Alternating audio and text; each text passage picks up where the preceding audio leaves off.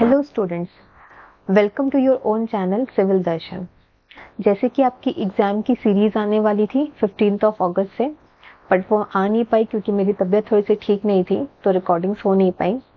तो अब जितना भी पोर्शन बचा हुआ है उसको हम कवर अप करेंगे इसी के अंदर ही, ताकि आपके एग्ज़ाम्स में कोई प्रॉब्लम ना हो।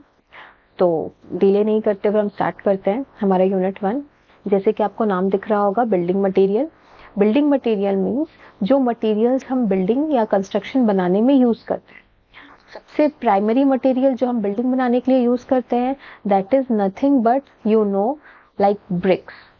ईट सबसे जो प्राइमरी मटेरियल है उसको हम बोल सकते हैं। सबसे पहला टॉपिक मैं क्या लूंगी, ब्रिक्स का। अगर मैं ब्रिक्स की बात करूं तो सबसे पहले ब्रिक्स होता क्या है। ब्रिक्स का स्ट्रक्चर कुछ इस टाइप का रेक्टेंगुलर स्ट्रक्चर है, जिसको मैं 3D में कन्वर्ट करूं तो एक क्यूबॉइड के फॉर्म में कन्वर्ट होगा, जिसकी कुछ लेंथ होगी, जिसकी कुछ विड्थ होगी और किसकी कुछ हाइट होगी, राइट। तो इस ब्रिक को मैं क्या बोल सकती हूँ कि एक क्यूबॉइडल स्ट्रक्चर का है, जिसके ऊपर एक छोटा सा लोगो भी बना हुआ है। ऐसा कुछ इस टाइप का डिजाइन बना हुआ रहता है ऊपर में, थोड़ा सा ऐसा डेप्थ या डिप्रिशिएशन में। इसको मैं क्या बोल सकती हूँ, फ्रॉग। कौन सा वाला फ्रॉग, मेंढक वाला नहीं। ये फ्रॉग जो है इस डिप्रेशन का नाम है। इसको हम क्यों प्रोवाइड करते हैं, एक तो बेसिक आपको पता होगा कि भाई कंपनी का नेम इस फ्रॉग में दिखता है। दूसरा सेकंड रीजन है कि जब भी आप इस ब्रिक की बॉन्डिंग करते हो एक वॉल के साथ, लाइक ऐसा आप एक वॉल के साथ एक बॉन्डिंग बनाते हो अपनी ब्रिक्स की, तो ये जो इसकी पकड़ है, जो इसका अटैचमेंट है, एक बॉन्डिंग है, एक एडेशन है इनके बीच में, वो प्रॉपर स्ट्रॉन्ग रहे जब इसके ऊपर दूसरी ब्रिक की लेयर आए। क्योंकि ब्रिक के ऊपर एक पेस्ट रहता है, जिस पेस्ट के ऊपर दूसरी ब्रिक आती है, तो अगर सिंपल प्लेन ब्रिक रहेगा तो उस पेस्ट पे वो अच्छे से पकड़ नहीं हो पाएगी, वो एडिशन नहीं आ पाएगा। दैट्स वाई हम क्या करते हैं, फ्रॉग को प्रोवाइड करते हैं। अगर वो फ्रॉग फिल हो जाएगा पूरे पेस्ट से, उसके ऊपर आप एक ब्रिक रखेंगे तो क्या होगा, क्योंकि उस फ्रॉग में सम हाइट ऑफ डिप्रेशन है, उस डिप्रेशन में जब पूरा सीमेंट फिल हो जाएगा या वो जो पेस्ट है वो फिल हो जाएगा, तब क्या होगा, आपका एडिशन स्ट्रॉन्ग हो जाएगा। तो फ्रॉग के दो ही रीजन है प्रोवाइड करने के, एक कंपनी नेम एंड दूसरा proper binding of the BRICS in making of wall, right. अब ब्रिक का प्राइमरी चीज तो आपको स्ट्रक्चर में समझ में आ गया। दूसरी चीज, ब्रिक का कलर क्या होता है, as you know it is of reddish colour. Bright reddish colour और सिंपल रेडिश कलर आपको पता है। आप बोल सकते हैं मैम ब्रिक्स के तो बहुत सारे और वैरायटी है, कंक्रीट की ब्रिक्स होती है और फ्लाई ऐश की ब्रिक्स होती है। ग्रे कलर की ब्रिक्स जिसको बोलते हैं वो फ्लाई ऐश की होती है। कुछ ब्रिक्स जो बड़ी होती है नॉर्मल साइज से, अंदर से हॉलो होती है, वो कंक्रीट की होती है। एज पर अवर नीड हम ब्रिक को अलग अलग शेप्स, साइजेस, रिक्वायरमेंट्स के हिसाब से बनाते हैं। बट बेसिक जिन ब्रिक की बात कर रही हूँ मैं, वो होता है आपका मड ब्रिक्स, क्ले ब्रिक्स, जो मिट्टी से बनता है, राइट। तो मैं क्या बोल सकती हूँ, रेडिश या ब्राइट रेडिश कलर की होती है। थर्ड है आपका, ब्रिक का वेट कितना होता है। मैं मानू नॉर्मल स्टैंडर्ड जो ब्रिक हम यूज करते हैं, जो ईट हमको हमेशा दिखती है, that is of red bright colour, उसका वेट होता है 3 to 3.5 kg। मैं आपको एकदम इजीएस्ट वे में ब्रिक के एब्रिविएशंस बता रही हूँ। इसके डिटेल फॉर्म्स एंड नोट्स आपको मेरे टेलीग्राम के लिंक पे मिल जाएगा, you can check it from there, okay. चलिए, फोर्थ है आपका कि ब्रिक का वेट हो गया। वेट होने के बाद मैं क्या बोल सकती हूँ, जो सॉइल या जो क्ले हमारी ब्रिक बनाने में यूज होती है, उसका क्या हो सकता है, स्पेसिफिक कोई ना कोई ग्रेविटी होती होगी उसकी, स्पेसिफिक ग्रेविटी, या उसका कुछ एक प्रॉपर्टी होता होगा कि भाई इस प्रॉपर्टी के सॉइल को हमको यूज करना है। तो मैं बोल सकती हूँ कि आपका जो भी सॉइल होगा, उस सॉइल का आपको डेंसिटी कितना होता है, उसका डेंसिटी आपको कई बार क्वेश्चंस में पूछता है, इट इज 1800 kg पर मीटर क्यूबिक। डेंसिटी को हम ऐसे डिनोट करते हैं, मास अपॉन वॉल्यूम, राइट। तो डेंसिटी को हम बोल सकते हैं कि भाई 1800 समथिंग की डेंसिटी होनी चाहिए जो क्ले हम यूज कर रहे हैं ब्रिक बनाने के लिए। These are the basic abbreviations of a brick, जिससे आप डिफाइन कर सकते हो कि ब्रिक क्या है। ब्रिक का डेफिनेशन की बात करूं मैं तो ब्रिक क्या है आपका, एक होमोजीनियस स्ट्रक्चर का मटेरियल है। मटेरियल से एक स्ट्रक्चर बना हुआ है, जिस स्ट्रक्चर में क्या होगा आपका, कोई भी मेटालिक कंटेंट यूज नहीं होगा, कोई भी ऑर्गेनिक कंटेंट यूज नहीं होगा, क्योंकि ऑर्गेनिक होगा तो क्या होगा, वो डिकम्पोज हो जाएगा, और मेटालिक कंटेंट यूज होगा, दैट मीन्स वो क्या होगा, रिएक्ट करेगा एटमॉस्फेयर के साथ, राइट। उसके बाद जो केमिकल्स और जो सब्सटेंसेस से मिलके in a proper proportion material ready होता है फॉर अवर रिक्वायर्ड स्ट्रक्चर, उसको हम क्या बोलेंगे, ब्रिक, राइट। तो ब्रिक का डेफिनेशन आपको मिल जाएगा नोट के ऊपर। तो उसका मैंने एब्रीविएशन किया है कि क्यों वो नॉन मेटालिक है और क्यों वो नॉन ऑर्गेनिक मटेरियल से बना हुआ है। ये तो आपका ब्रिक का सिंपल डेफिनेशंस और उसके एब्रीविएशंस हो गए। अब आपकी बात आती है कि भाई अगर आपके ब्रिक में, मैं कुछ पॉइंट्स के हिसाब से आपको बता रही हूँ, ठीक है। फ्रॉग मैंने बता दिया, उसके साइजेस बताना है, और ठीक ये हो गया। अब आपको ब्रिक के एब्रीविएशंस में बताना, इसके डिटेल नोट्स जब आप देखोगे तो हो सकता है पॉइंट्स ऊपर नीचे हो, तो you have to manage that, खुद से उसको समझना होगा। मैं कुछ भी रब आउट नहीं करूंगी, आप इसको देखिए और इसी के साथ पैरेलली अपने नोट्स को साथ में रखिए ताकि आपको समझ में आता जाए, ठीक है। ये एक मास्टर क्लास है, जिस क्लास में क्या होगा, आपको सिर्फ एक्सप्लेनेशन होगा, पर उसका डिटेल नोट जो है, लिखना कैसे है इन राइटिंग, वो आपको नोट्स में मिलेंगे। चलिए, फोर्थ के बाद अगर मैं फिफ्थ पॉइंट की बात करूं, तो फिफ्थ पॉइंट में मेरा ब्रिक का क्या होना चाहिए, ब्रिक जब भी मैं बनाती हूँ उसमें कहीं ना कोई हार्मफुल इंग्रेडिएंट होगा। ब्रिक के अंदर नहीं, ब्रिक के अंदर कहाँ पे, जहाँ पे हमारा सॉइल हम यूज कर रहे हैं, जो सॉइल हम चूज कर रहे हैं। हार्मफुल इंग्रेडिएंट मीन्स ब्रिक हमको कैसा चाहिए, हमको यूनिफॉर्म स्ट्रक्चर का चाहिए, अच्छे प्लेन क्वाइट प्लीटी डो चाहिए मुझे, जिस डो से मीन्स या जिस आटे और जिसे बोलते हैं हम ब्रिक का जो भी हम डो बनाएंगे, उस डो को हमको क्लीन चाहिए, वो डो प्रॉपर चाहिए, जिसमें कोई अनइवननेस ना हो, कोई इम्प्योरिटीज मिली ना हो, कुछ दूसरे डिकम्पोजिशन के मटेरियल ना मिले हो, कोई केमिकल कंपोजिशन उसका बैलेंस्ड हो। तो मैं क्या बोल सकती हूँ, जो हार्मफुल इंग्रेडिएंट्स है सॉइल के, वो क्या क्या हो सकते हैं। पेबल्स नाम सुना होगा, पेबल्स है आपके ऐसे स्टोन्स जो कि आपको रिवर साइड पे मिलते हैं, जो गोल गोल पत्थर होते हैं आपके एक्वेरियम पे, घर पे, मून रॉक्स, वो पेबल्स, राइट। दूसरा क्या हो सकता है, कंकर। कंकर is a Hindi term, but you everybody know what is कंकर, राइट। कंकर हो गया जिसका स्टोन का कोई शेप साइज नहीं है, छोटा बड़ा कुछ भी हो सकता है। नेक्स्ट है आपके स्टोन्स, बड़े बड़े स्टोन्स भी हो सकते हैं भाई, आपके सॉइल में बड़े बड़े स्टोन्स हो सकते हैं। Organic vegetation, organic vegetation, organic vegetation means जो आपके जो हाउस होल्ड की सब्जी भाजी के छिलके वगैरह जो रहता है डिकम्पोज हो जाते हैं वो। इंडस्ट्रियल वेस्ट, इंडस्ट्रियल वेस्ट, जो भी इंडस्ट्री से वेस्ट वगैरह निकलता हो, केमिकल्स वगैरह, जो मेटालिक हो सकता है, नॉन मेटालिक हो सकता है, आइदर वो एल्कलीज हो सकता है, कुछ भी हो सकता है, ठीक। इसके अंदर मैं एल्कलीज को भी ऐड कर देती हूँ। What are alkalis, alkalis means ऐसे सॉल्यूबल, ऐसे इनसॉल्यूबल इंग्रेडिएंट्स जो पानी में डालने के बाद भी वो घुलते नहीं है, राइट, उसको हम एल्कलीज बोल सकते हैं। 6 नंबर पे मैं क्या बोल सकती हूँ, ग्रेवल। ग्रेवल का नाम सुना होगा। ग्रेवल क्या होता है, पत्थरों को छोटे छोटे टुकड़ों में बांटते हैं, दैट मीन्स गिट्टी जिसको हम बोलते हैं।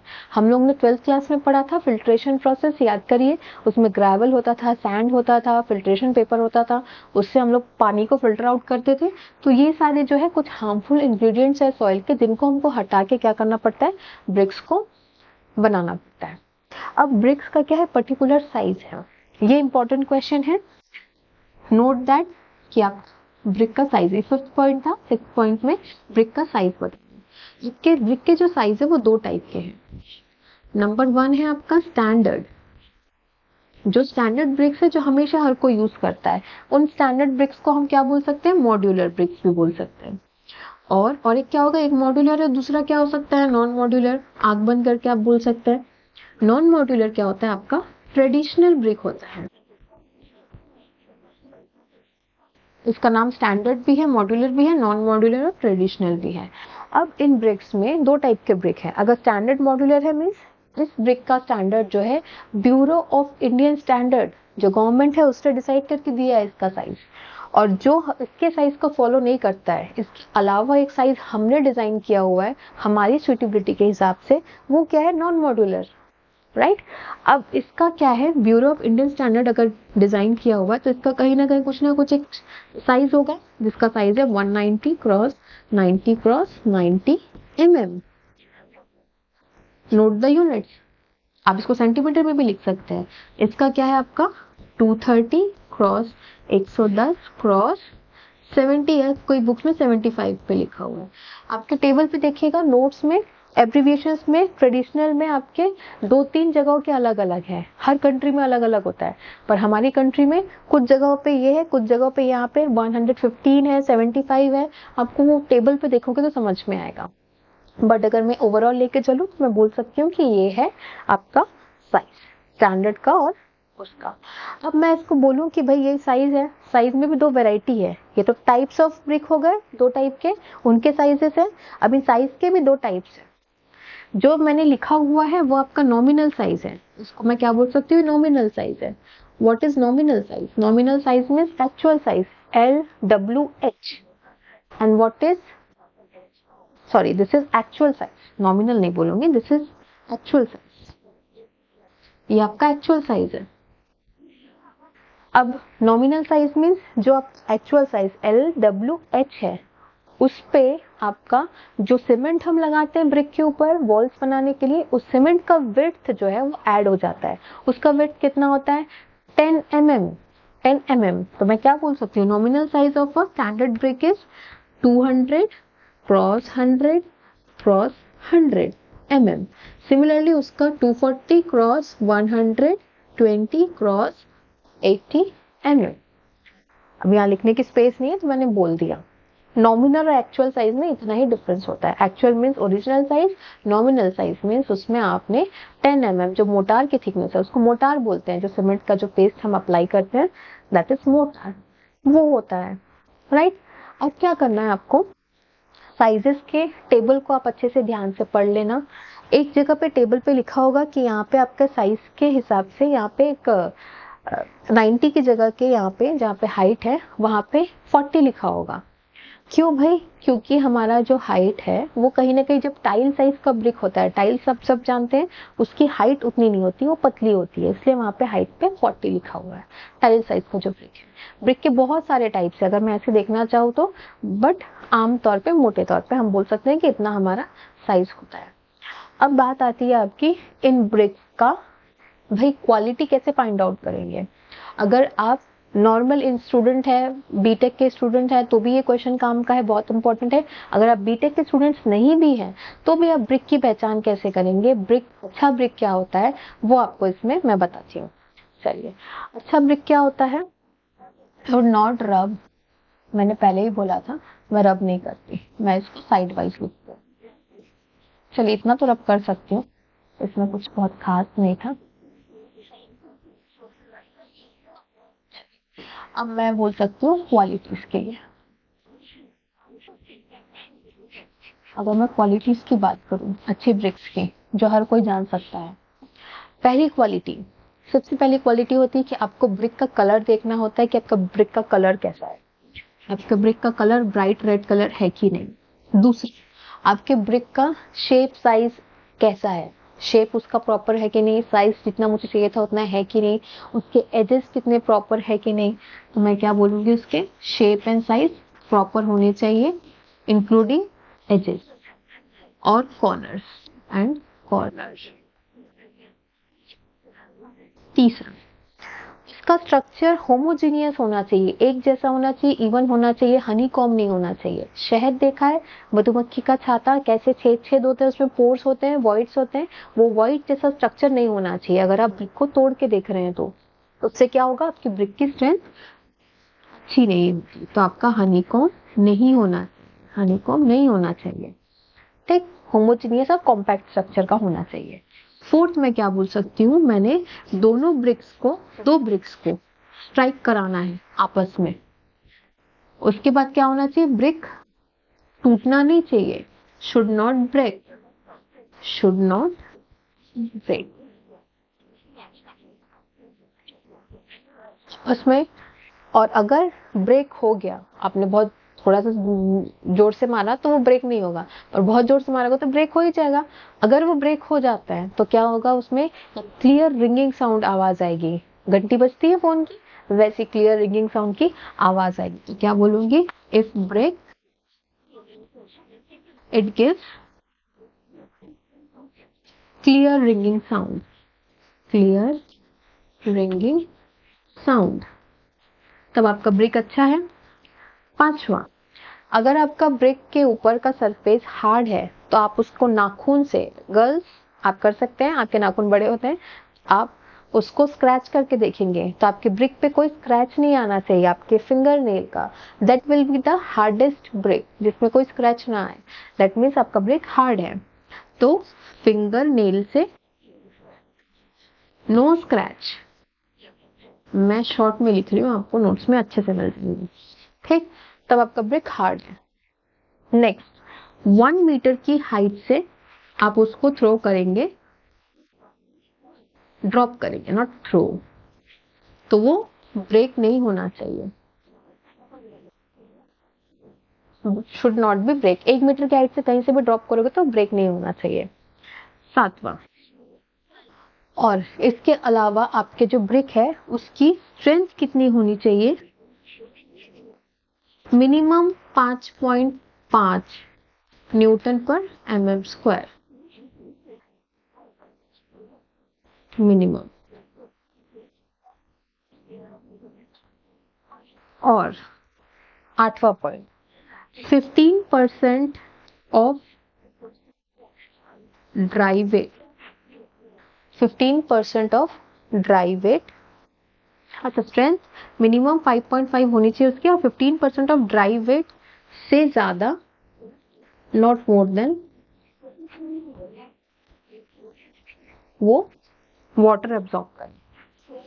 इसका क्या मतलब है, जितना आपका ब्रिक है, ब्रिक को यूज करने से पहले हम पानी डालते हैं तो इतना ही पानी पिए, इतना जितना उसका ड्राई वेट है, सूखे के, जब वो सूखा ब्रिक है तब उसका जितना वेट है उसका 15% आप निकालोगे, उतना 15% पानी उसका सिर्फ अब्जॉर्ब होना चाहिए, उसके ड्राई वेट का 15% पानी अब्जॉर्ब करेगा तो आपका ब्रिक ठीक है।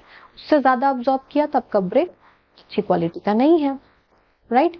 और क्या चीज बच गई आपकी, आपका टेस्ट हो गया, ये हो गया, ये हो गया, आपकी मोस्टली चीजें इसमें कवर अप हो गई, ठीक है। इतने पॉइंट्स आपके इनफ है अगर आप ब्रिक के लिए अच्छी क्वालिटी का ब्रिक आपको चाहिए तो। आप इन सारी चीजों को देख के अगर कोई भी ब्रिक परचेज करते हो तो क्या होगा, आपके ब्रिक की साइज, शेप, जो भी है, फिजिकल अपीयरेंस या स्ट्रेंथ, सारी चीजें क्या होगी, आपको अच्छी मिलेगी, दैट मीन्स आपका ब्रिक अच्छा है।